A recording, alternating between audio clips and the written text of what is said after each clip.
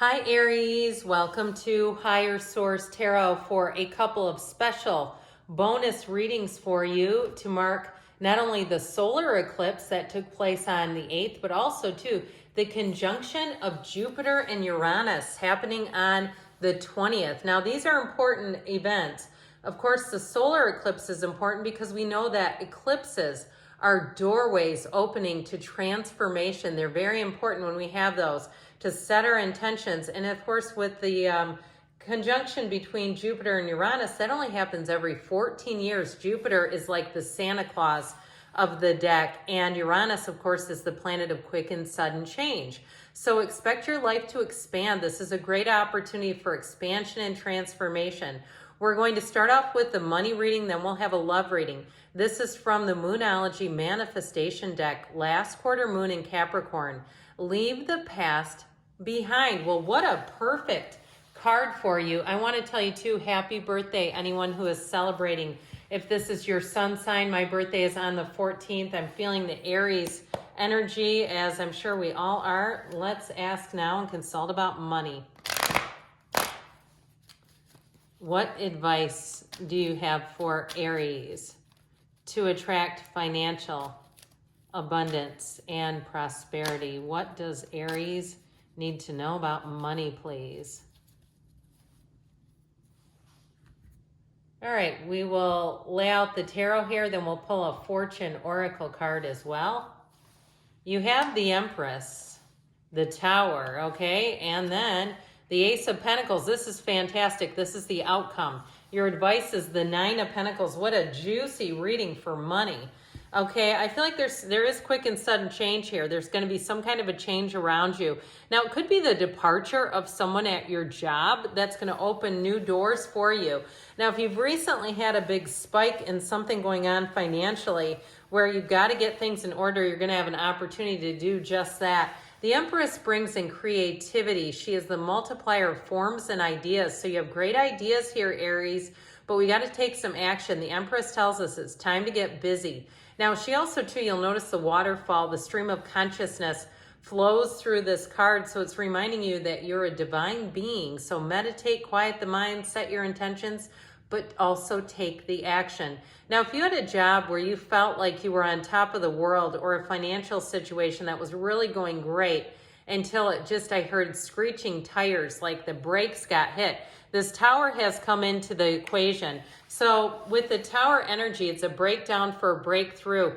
If you had a season where money was quite abundant and you hit the skids with it and found that you've been overspending, or something changed, like the bills increased. I know we all have that. I have service providers, the hairstylist, and the people that I go to all the time are increasing their rates.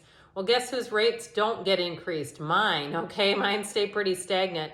So with this Tower energy, this is an evolution. This is letting go of something that does not serve you. And if you did lose a job and it was out of the blue and you didn't see it coming, I feel like somebody here really had an upheaval. But I also feel like, too, with this, it's a tower built on sand. Somebody a while back left me a comment that said, I skip readings that have the Tower. Dude, next time reshuffle and just redo it. I would never do that. There's no bad cards in the deck.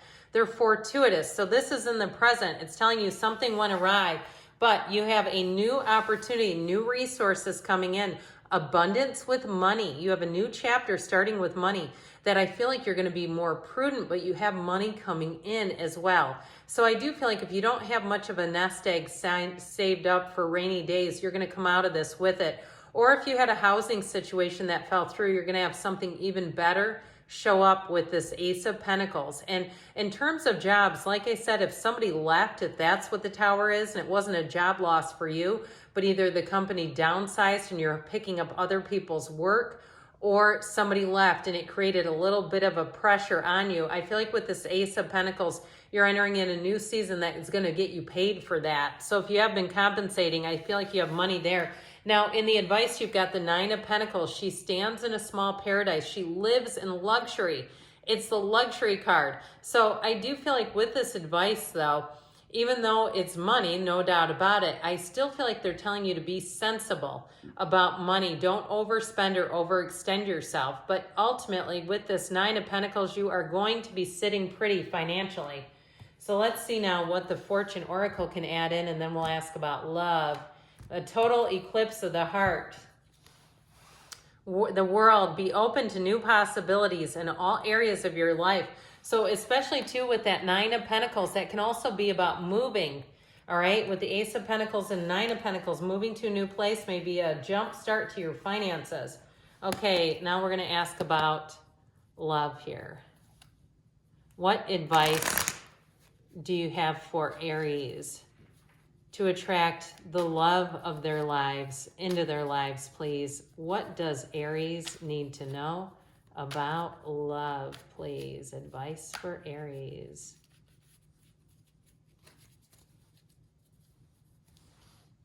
All right, same setup, 4 cards with an oracle card today. You have here strength, the Page of Wands, the Ten of Swords, and the Ace of Swords. Well, it's time to leave the past behind. Remember that. I do feel like if somebody here has been waiting around for somebody, I feel like that you have somebody new coming in and it's time to move on to something new. With this strength energy, it is about overcoming. It's about compassion and understanding. And if you were with somebody in the past and it felt like quite an extension in terms of like you were bending down to pick them up, you were always their consummate supporter, you were constantly helping and aiding them, and I just feel like it wasn't reciprocated. I feel like they're trying to tell you it's time to let go of that relationship. If it was very much single-sided, and especially too if they were kind of wishy-washy and indecisive on a personal level. I get like a water sign in the past. If it was a water sign, I feel like they're saying it's time to move on. You've got Leo here, but you also have this Page of Wands. It may be another fire sign. I feel like you're going to attract somebody who's a Page of Wands. The Page of Wands is truly exhilarating energy. It's somebody who will be a match to your energy level. And there's nothing worse than being bogged down by somebody who just doesn't have their act together. But I feel like too, this is going to be a turning point for you to let go of something.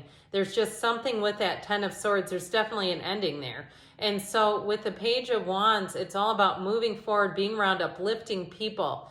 And I feel like too, it's going to help you if you do have some heartache, if you did have a total eclipse of the heart and you have heartache going on as a result. With the Page of Wands, this is going to get you back out there. I also feel like too, you're going to have more than one person who's attracted to you. You might find in different situations, people are saying things that are kind of flirtatious. You're going, do they mean that? Yes. Okay, I can already tell you the answer to that is yes. So with this Ten of Swords, it's an ending, no doubt about it. It's one of those cards that some readers won't use this deck because they don't like how it looks. But I feel like they're saying it's an ending, and in tarot, you know what that means. It's always a new beginning. So I mentioned before the Jupiter conjunction with Uranus heralds endings and new beginnings. That's what it's all about. So I feel like this is going to be important. You're going to have a tipping point in April that's going to let you let go of something that I feel like has been clinging on, like an energy cling on, that you no longer need. And so if it is an ex or something like that, it feels like an old relationship. It's finally going to be put to rest. So your advice with this Ace of Swords is making a clean break. It's also communication. So I feel like in terms of meeting new people, you're going to have to put yourself out there. You're also going to have to make people be aware that you're available and interested. So if you're divorced and you're still wearing a wedding ring, it might be time to put that in the drawer somewhere. Or you still have the person's belongings. It may be time to clean all that out. They've got stuff in your car, in your closets, everywhere else. It's time to make a brand new beginning. You've got a fresh start coming in. So check back in for love readings to find out about a new person, because that's what I feel like they're saying. It's time to bring in someone new. All right, you have focus on love. Look for the good in everyone, okay? So even the ex, let's see what you liked, but leave the rest behind. Good things are on the way for you, Aries. I love you, and I'll be back again soon.